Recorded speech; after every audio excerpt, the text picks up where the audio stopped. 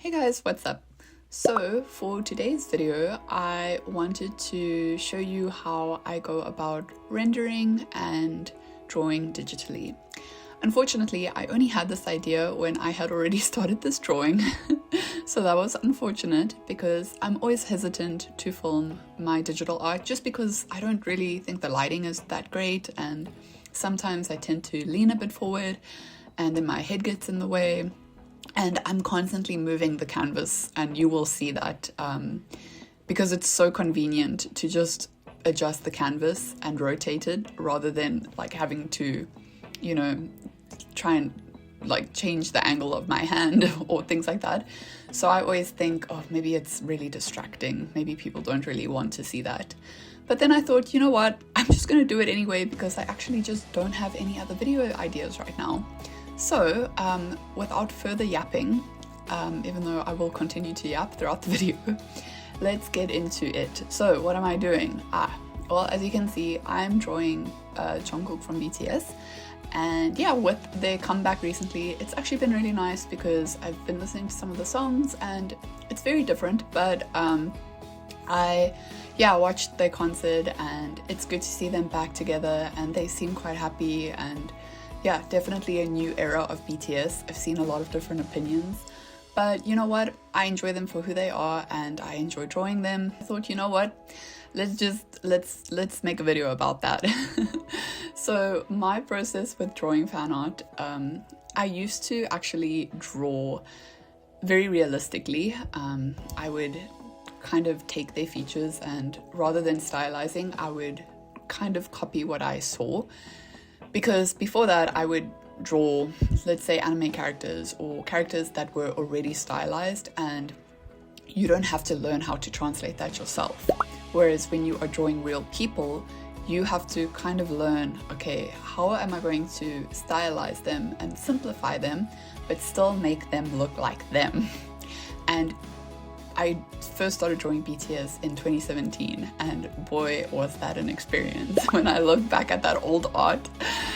But anyway, I guess that's how we grow, But one thing I take pride in drawing when it comes to Jungkook specifically, or not, I don't want to say take pride in, but I've come a long way with drawing his nose and his mouth. Because those are the two features besides his eyes that really stick out to me. And it's two features I really like to focus on when it comes to drawing him and make him look like him. So what I would suggest if you're wanting to draw someone and make it look like them, but you want to stylize, try and find the features that make them unique and make them who they are. So for Jungkook, it would be his overbite smile, and he's got a very distinct nose. I mean, most people do, we all have different features, but if you get really specific about drawing those things, it can help. And like how the shape of his mouth goes at the edges, how his eyes underneath have the aegiosal, the little eye bag things. And or for example, like V has a really like boxy smile, and he's got very like long eyelashes, so those are two features you could focus on. Or if you think about Jimin, he's got very big lips and his eyes are like a little bit droopy, but not too much.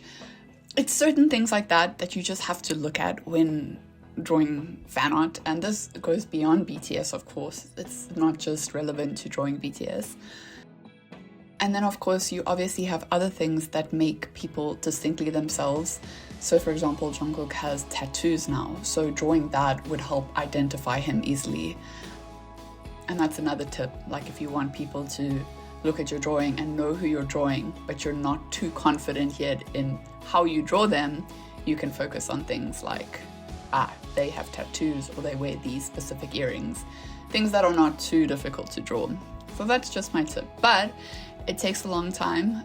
It's not just a quick and easy thing. Obviously, if you are a skilled artist, you may be able to do it quite easily the first time. When I started drawing them, I was not a very skilled artist. But it's all part of the experience. So anyway, you've been watching this and probably been thinking, what the heck am I doing? I'm not explaining anything. But I just wanted to tell you that first and foremost. So this picture, for example, I'm using a reference, but I'm mostly using the reference for the clothing, and you're going to see it at a later stage because I'm obviously drawing him smiling and I'm drawing his expression. His expression is a bit different. Also, if you notice in the reference photo, his head is angled down, and you can see that by how much of his hair you can see. You can see by the highlights in his hair, it like rounds, it goes round, it's rounded, and that tells me he's looking down. I have not drawn his face at that angle. It's a very tricky angle in my opinion because he's not looking down a lot, but he's not looking up. Those for me are the worst angles to draw because they're subtle. Because they're subtle, often you tend to draw them incorrectly, which I technically did because I wasn't focusing on it. I wasn't taking his face and referencing it exactly, because again, my goal is to stylize and to make them in my style. I'm at the point where I want more of the challenge of stylizing them in my own way and yeah, having a bit more creative freedom with what I do. This is a basic drawing though, I'm not changing all that much, but yeah, the one reason I wanted to draw it is because he had that little hair sprout and I thought, oh my word, have to make it into an actual sprout. And I do that at the end. I alter the drawing to be a little green sprout. Anyway, back to what I'm doing. I used to use line art. Line art used to be and is still the bane of my existence because honestly, a sketch looks better than line art most of the time, and the reason for that is because a sketch is very forgiving. Like when you look at a sketch, you know it's a sketch, so you don't expect things to be perfect. But when you are drawing line art, things have to be accurate. And because it's line art, you can easily see when things are not accurate. So I hate the concept of using line art. I've gotten to the point where it intimidates me. I don't really like it. So I instead render over my sketch. So what this means is I'll either merge my layers together or I'll multiply them, create multiple files just to keep them safe. And then I will go in and just, yeah, like I said, what I'm doing right now, I'm rendering over the sketch. I'm cleaning everything up and I'm still keeping the line art, but it isn't line art that is separate to my coloring, if that makes sense. That is the approach that I like to take. And yeah, then I just go in and I do this literally for the whole drawing.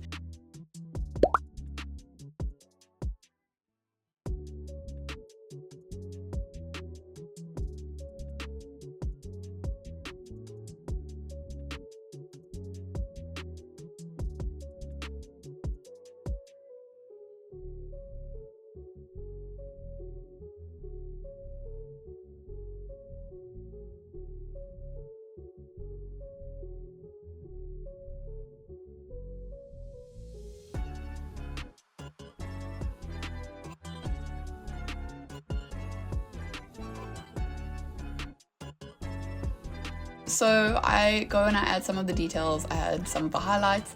I don't really have a set pattern for how I do things.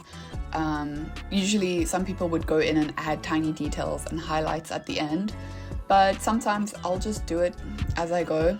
As you can see here, I've put his highlights on his nose and his lips, and I've added his little moles. Or freckles, whatever they are.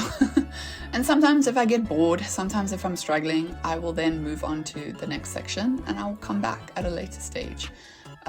You know, because sometimes you also need to just take a break from what you're doing and, you know, get a bit of a fresh view on things.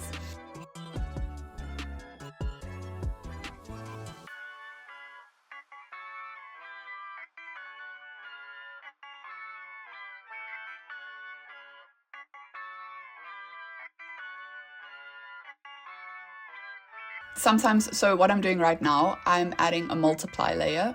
I usually do that for shadows when I don't want them to blend too much with the skin. I want them to be distinctly their own layer. So I will add a multiply layer. That's what this is.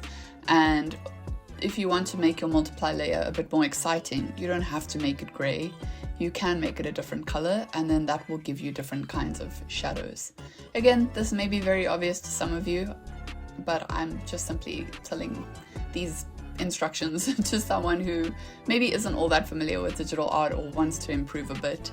I still have a long way to go, but I have learned a lot over the years. Yeah, I've learned how to make my colors like less mucky and a bit more vibrant. I used to use a lot of filters when I posted on Instagram, especially when filters were so popular a few years ago. But now I find that, hey, you know what? My drawings actually look better without filters. And that has shown me that, okay, you know what? My color choosing has improved. But I guess that's color theory, baby. You know, you gotta know your color theory. Anyway, so now I'm on to rendering his hoodie. So again, I'm now using the reference.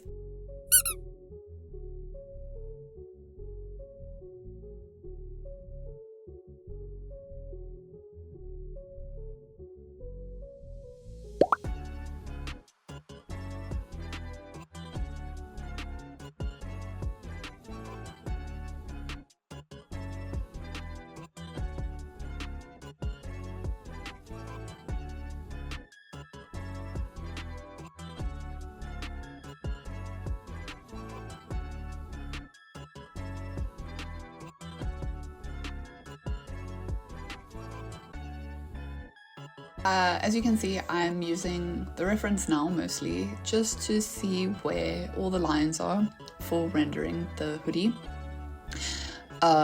Because yeah, you know, if I did a more simple version, I probably wouldn't need to look at the reference so intently, but because I'm rendering quite detailed, I prefer using the reference because our certain folds will tend to, you know, get a little bit confusing, I think, if I do it out of my own head. So yeah, I think in some ways, depending on what you're trying to achieve or the level of detail in your work, it's good to use a reference in some ways. But obviously, if you want to see how far you're able to go without using a reference, I think that's also good for progress and seeing how far you've come. But don't let it be discouraging at times. You know, even professionals need references, and it's not always a bad thing. It's not always a bad thing.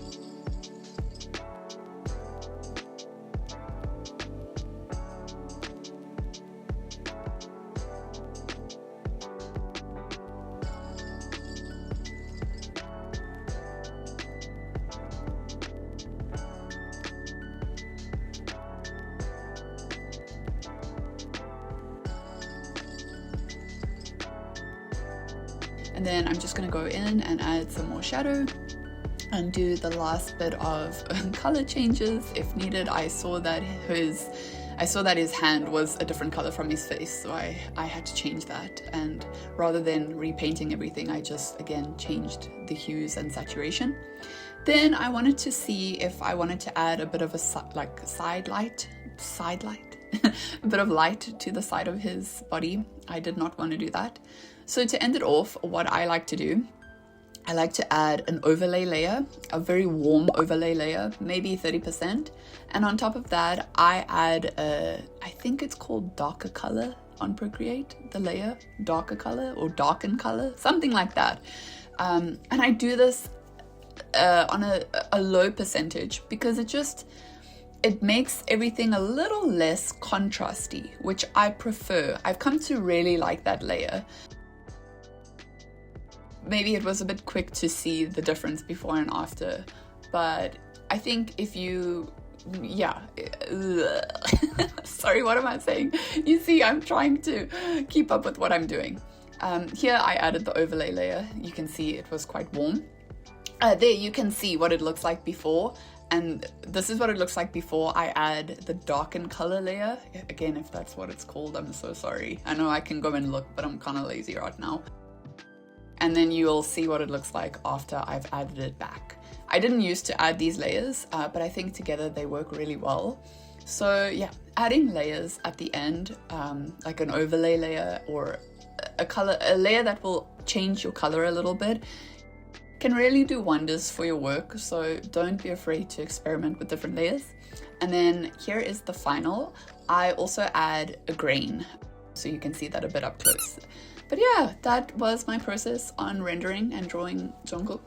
And if you'd like to buy this print, I have finally listed some of my newer and some older prints on my in-print.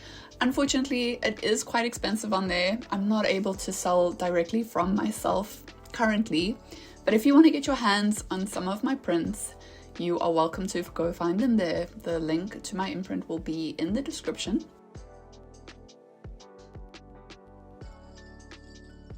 Oh, also, we have reached 100 subscribers! Yay!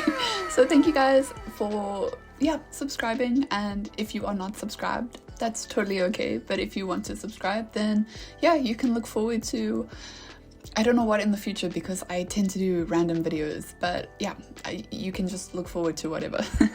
But I just wanted to say thank you guys. I really appreciate it. And yeah, I will hopefully see you in the next one. Bye!